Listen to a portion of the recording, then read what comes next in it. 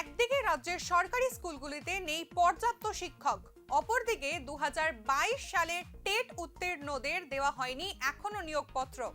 সব মিলিয়েই পথে নামছেন টেট উত্তীর্ণরা।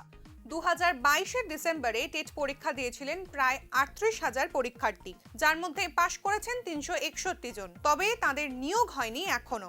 নিয়োগের দাবিতে কয়েক মাসে বেশ কয়েকবার টিআরবিটি অফিসের সামনে বিক্ষোভ করেন উত্তীর্ণরা। অন্যদিকে রাজ্যের একাধিক স্কুল ভুগছে পর্যাপ্ত শিক্ষকের অভাবে, তারপরেও নিয়োগ হচ্ছে না যোগ্যদের। দ্রুত নিয়োগের মাধ্যমে সরকারের কাছে অবস্থা পরিবর্তনের দাবি করছেন 361 জন টেট উত্তীর্ণ।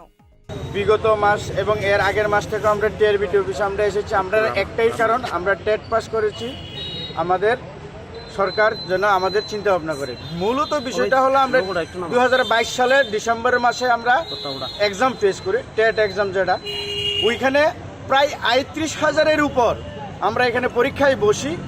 পরীক্ষায় বসার পর আমরা দেখলাম যখন রেজাল্ট আউট হলো 38,000-এর এক্সাম দেওয়ার পর আমরা 361 জন আমরা টেট কোয়ালিফাই করি।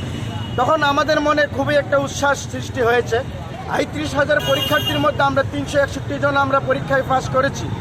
তাতে দেখা গেল আমরা টিআরবিটি আমাদের ছাড়পত্র অতি সত্বর তাড়াতাড়ি দিয়ে দেয়। টিআরবিটি যখন ছাড়পত্র দেয়, তখন টিআরবিটি ছাড়পত্র দেওয়ার পর আমরা গভর্নমেন্টের উপর আমাদের একটা আশ্বাস ছিল যে তাড়াতাড়ি আমাদের নিয়োগপত্রটাও দিয়ে দেবে। তাতে দেখা গেল আমরা কিছু বারবার আমরা বিভিন্ন দপ্তরের মন্ত্রী মহোদয়, আমরা ত্রিপুরার অভিভাবক যিনি মুখ্যমন্ত্রী মানিক সাহা ডক্টর, ওনার কাছে আমরা বারবার দেখা করার জন্য গিয়েছি, অনুমতি পাইনি।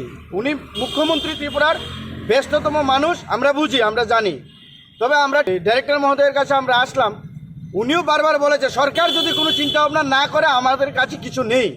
তো তাতে আমরাও ওনাদের কাছে বারে বারে আসছি, আমাদের যেন একটা কোনো ব্যবস্থা করে দেয়। কারণ কেন দেখলাম আমরা বিভিন্ন আপনাদের যে নিউজ চ্যানেলের মাধ্যমে আমরা দেখি প্রত্যেকটা স্কুলের মধ্যে শিক্ষক স্বল্পতায় আছে, তাতে রুট ব্লক করে আছে ছাত্র এবং তাদের অভিভাবক, দুই পক্ষই রুট ব্লক করে আছে।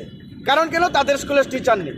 আর এমতো অবস্থায় ত্রিপুরা রাজ্যের মধ্যে একটা স্লোগান চলছে, এক ত্রিপুরা শ্রেষ্ঠ ত্রিপুরা। কিভাবে হয় এটা? আমাদের প্রশ্ন কিভাবে হয়? সব কিছু যদি অভাব অনটন থাকে তাহলে কিভাবে এক ত্রিপুরা শ্রেষ্ঠ ত্রিপুরা হয়?